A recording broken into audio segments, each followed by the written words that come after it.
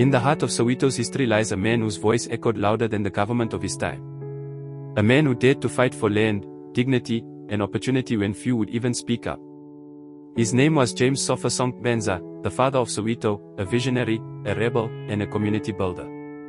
He was a leader who gave the voiceless a place to stand, quite literally, by leading one of the most famous land occupations in South African history. He was also a dreamer, a man who loved horses, football, and the idea that black South Africans deserved more than survival. This is the untold story of how James Sofasonke Mpanza rose from humble beginnings to shape Soweto's future, and how his influence gave birth to one of the biggest football clubs in Africa, Orlando Pirates. James Sofasonke Mpanza was born in 1889, in Durban, in what was then Natal. His early years were marked by hardship, limited education, and the racial inequalities that shaped every corner of South Africa under colonial rule. But even as a child, Mpanza had something that set him apart, a boldness. He questioned authority, challenged teachers, and always believed he was meant for something bigger. He was raised in a society that told black South Africans their destiny was to serve, but Sofasonke refused to accept that narrative.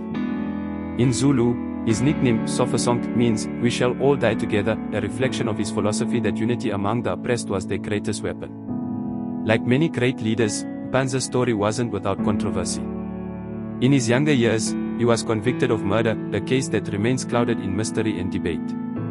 He spent years in prison, but that time would transform him. Behind bars, Mpanza educated himself, learned discipline, and became deeply spiritual. He studied the Bible, political theory, and social movements from across the world.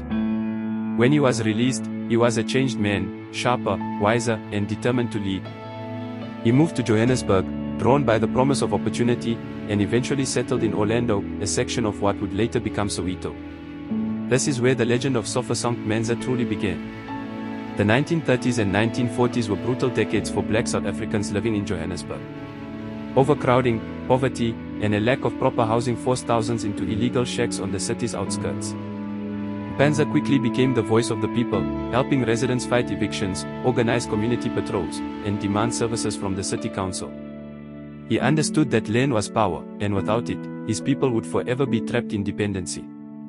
He formed the Sofasonke Party, one of the first grassroots movements for black housing rights in South Africa.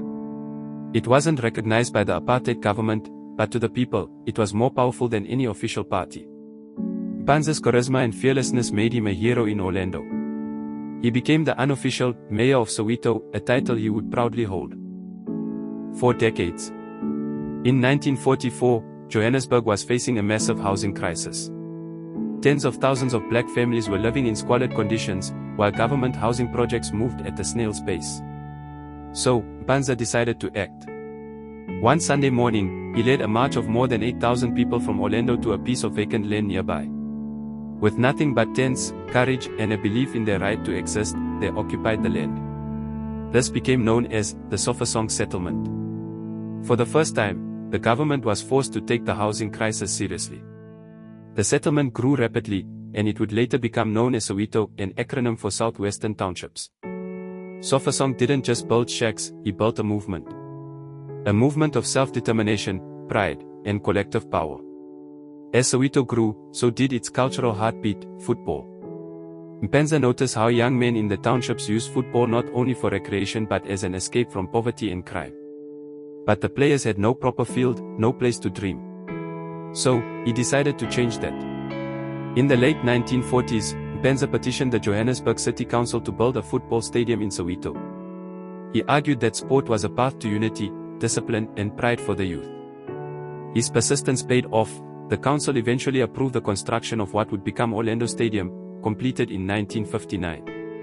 That stadium would later host countless historical moments, from football matches to political rallies, concerts, and memorials. And it all started because one man had a vision for his community. Long before Orlando Stadium became iconic, football had already taken root in Orlando.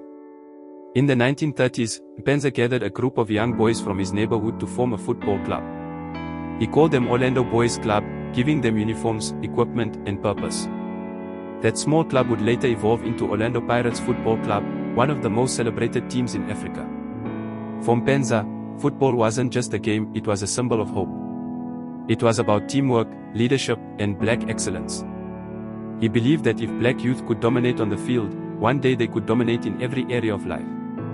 Outside politics and football, there was another passion that defined Mpanza: horses.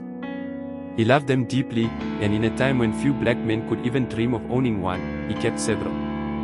He was known to ride through Orlando on horseback, dress sharply, waving to his community, a symbol of pride and success. His horses were not just for show, they represented freedom, power, and his connection to the rural Zulu traditions he came from. Residents would say, when you heard the hooves of Sofasonke's horse, you knew leadership was coming. Here are a few things most people don't know about Sofasonke Mpanza. He used his own money to help families buy food and clothes. He ran a makeshift court in his yard, where he mediated disputes between residents. Despite limited education, he wrote hundreds of petitions and letters to government officials. He once turned down political appointments because he wanted to remain close to his people. Even government officials respected him, though they feared his influence. He wasn't perfect, he was stubborn, proud, and at times defiant, but his heart was always with the people. When he died in 1970, Soweto mourned deeply. Thousands attended his funeral, honoring the man who gave them land, dignity, and a home. Today, the streets of Soweto still carry the echoes of James Sofasonke Mpanza. Every house built on once barren land, every goal scored at Orlando Stadium, and every chant of "Pirates for Life" is part of his legacy. He was more than a leader, he was a builder of dreams. If this story inspired you, hit like, subscribe, and share this video so more people can learn about the real heroes of South Africa's history. And in the comments, tell us, which South African legend should we profile next?